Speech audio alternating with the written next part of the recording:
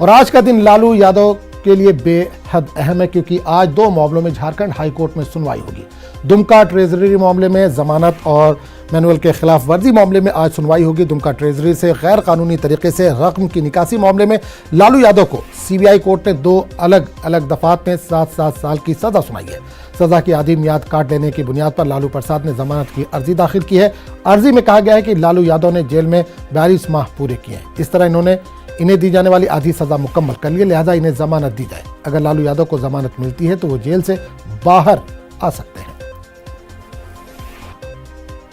घोटाला मामले में लालू प्रसाद की जमानत याचिका पर आज झारखंड हाईकोर्ट में सुनवाई होगी।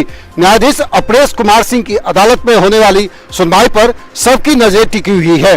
पिछली सुनवाई के दौरान सीबीआई ने लालू प्रसाद की याचिका पर पुरजोर विरोध करते हुए समय की मांग की थी।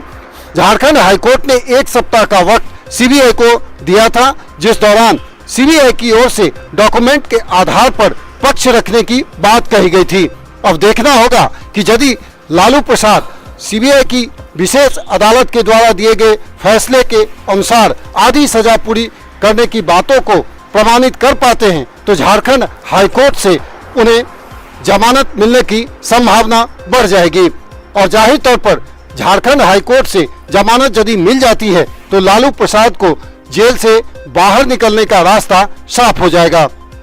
भुवन किशोर झा, न्यूज़ 18 रांची।